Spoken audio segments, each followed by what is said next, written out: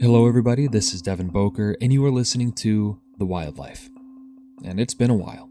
So I wanted to take a few minutes today just to reintroduce myself, reintroduce the show, and to reflect on its history, as well as let you know what to expect from me moving forward. The Wildlife has been a lot of things over its 184 episode history. Some good, some bad. Really bad.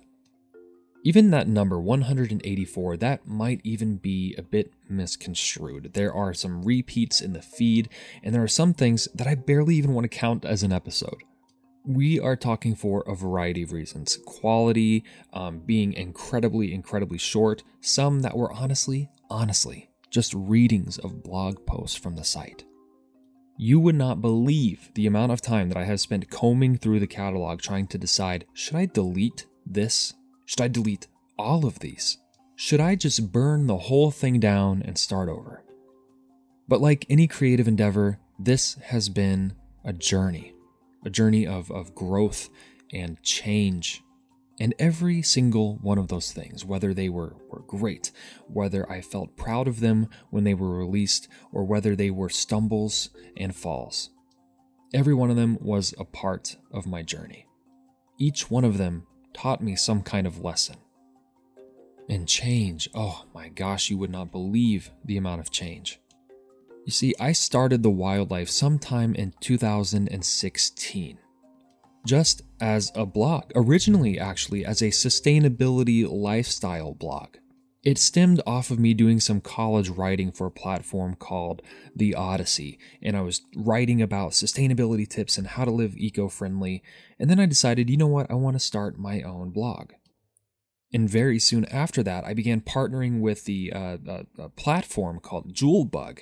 It's a sustainability lifestyle app that a lot of corporations use, and there's different challenges. Anyway, I partnered with them to begin writing about some of those topics, how to reduce the amount of junk mail that you get, how to reduce the amount of water you use, how to improve the efficiency of your light bulbs.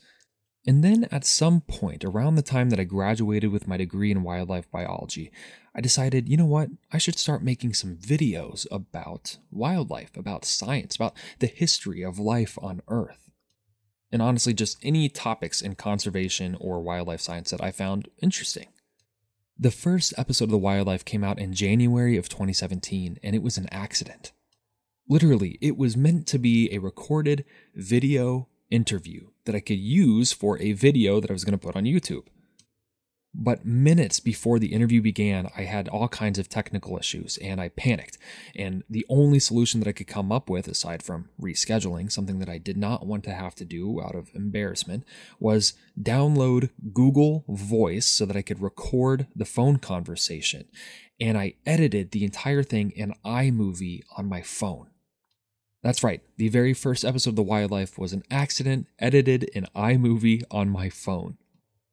And, well, I put it out there, and it got a lot of positive feedback. And I thought to myself, you know what? I've listened to podcasts for a long time. Maybe that's what this is instead. Maybe I make this a podcast.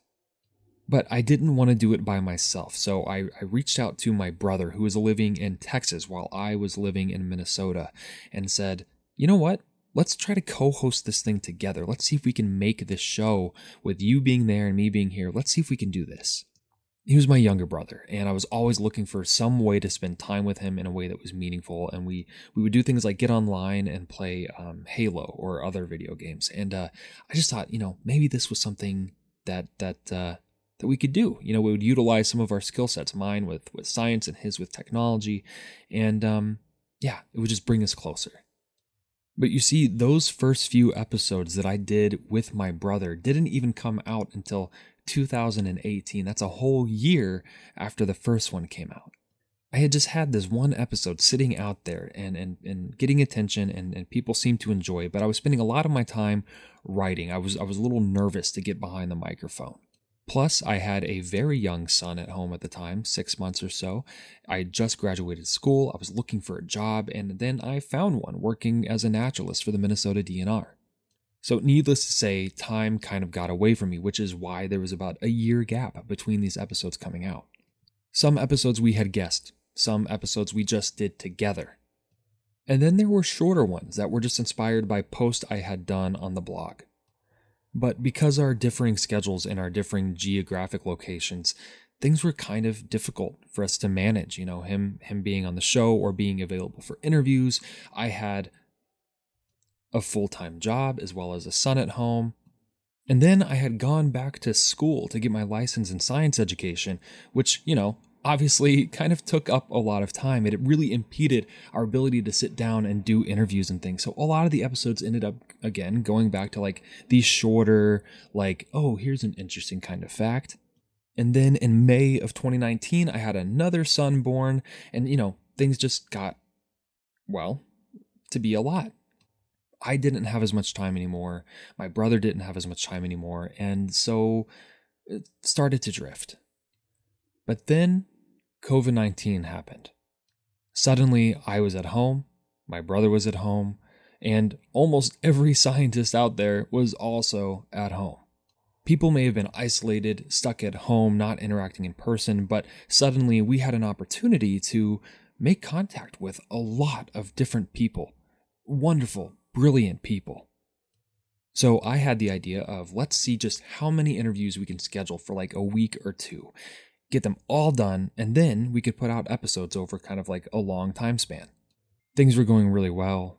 I got a bit ambitious, and being at home and having all of this time to think about the world and the climate and the social issues, I thought maybe I can do something more. And so I founded a nonprofit. Looking back, that was a bad idea. It was the wrong response. I wanted to do something. I wanted to help, but rather than channeling that energy and supporting people who could really, really do something actual, something real, something effective, I thought, maybe I can do something. I was centering myself through, honestly, a very myopic lens. I was learning a lot, and I was trying to do the best that I could with the tools that I had, but there were better ways that I could have done it. Anyway, things were going great. I had all kinds of interview episodes going out. I was developing different spin-off series and mini-series. And then somewhere along the way, my brother wasn't really involved anymore. It had gotten really inconsistent. I had gotten really inconsistent, and it just didn't work out to keep persisting the way that we were trying to. We tried bringing on one of my friends as a possible co-host, seeing if maybe the three of us could do it, make it work. But our schedules, my schedule, it was complicated. So I just kind of kept going. Throw in there that I was in a very toxic environment. Not at home, but at work. Looking at myself now and looking at myself then, it's kind of shocking. From 2019 to up until, a few months ago, I was in a really, really dark place. A dark night of the soul. And it's one of those things, you hear that like you don't realize that you're in it necessarily until you're out of it. And you look back and you say, wow, I have grown, I have changed, and holy smokes, I did not realize just how bad it was. And for the last few months, that has been me, and doing a lot of looking back and going, wow, there are things that I could have done differently, or I didn't realize just how I was. I didn't realize how I was impacting the people around me, people that I cared about. And a lot of that relating to the environment that I was in and for work and things. It was very, it was difficult. It was very difficult. I brought it home. I wore it heavily. And I'm not proud of that, but I'm proud of where I am now. And I'm proud that I got through that, and I'm proud that I've grown as much as I have. Anyway, things bounced around a lot after my brother was kind of not really doing this with me anymore, and it was just me. I wasn't really sure what I was doing anymore. I didn't know what I wanted to do. I went from having, I would have interview episodes out. I would do ones that were like behind the scenes. I would do short ones relating to things I was putting up on the blog. I was doing one-offs where I was going to start some new series, some mini series, a spin-off, and then that would fall apart. So then I just have the 1 or 2 episodes sitting there. It was, it's embarrassing. And the last interview episode that I released was in February of 2022 with Jeff Corwin. It was a great moment. I was proud. I was ecstatic. I was so grateful for the opportunity. It was a great experience, a wonderful conversation. Got a lot of positive feedback about that. And I don't know. It was kind of a culmination of things. That was right towards the end of my last school year at the last location I was at. And, when it hit summer, I thought to myself, you know what? I need a break. I need to take a step back. I need to just focus on myself and stop piling on additional things, really get to the root of things. I need to recover from the last 3 years. And so I did. Now, some of that expression, some of that journey took place here on the show. I put a couple of things out over that summer that were kind of a combination of wildlife and science and nature and mental health. I really experimented with the style and the narrative and the sound. And I asked myself a lot of big questions about where I was taking this. And before I knew it, it was September of 2022. I was starting a new job at a new school, and I said to myself, you know what? This is going to be like my first year teaching all over again. I need to just focus on that, focus on myself, focus on my kids above everything. And so I went 9 months. Actually, I think a little bit more. It wasn't until June 25th of this year that I put out my first, not even a full episode. It was a short, inspired by something that I had written on the blog. And in fact, it was almost a word-for-word read-through of the text, just like a script, like a robot.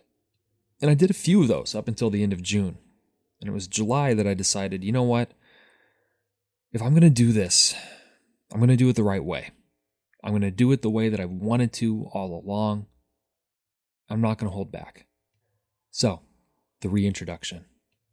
The Wildlife is a podcast that takes you on a journey through the natural world, exploring the diverse and fascinating animals that inhabit our planet. It's hosted by me, just Devin. I'm a high school science teacher. I'm a naturalist. I'm a major geek. So there's always going to be connections to things like Star Wars. It's going to come up. I'm a parent. So there's always going to be connections to parenting and life as a family. Being that mental health and that kind of growth and reflection is so important to me and to where I have gotten, that will always be sort of embedded as well. Now, what to expect moving forward. I have done a lot of interviews as of late, and I still have some scheduled on the calendar before the school year starts. But in an effort to clean up the feed as well as really reflect and stay focused on my realignment and reimagination, it's going to be a weekly release.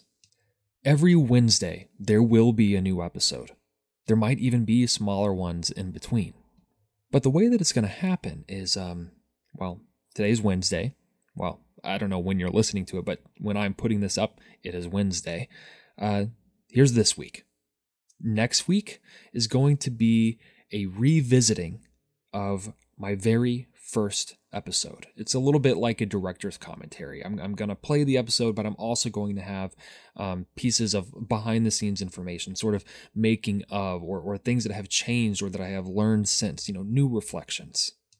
The following Wednesday will be a brand new episode with a brand new guest, never heard before. And it's going to follow that release schedule. Every Wednesday, an episode. And it will alternate new episode and revisiting of an old episode. New episode, revisit.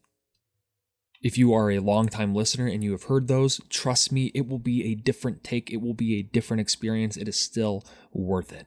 And if you are a new listener, well, it's like hearing it for the first time. Each episode featuring a specific animal or science expert guest who can share their knowledge and their experiences.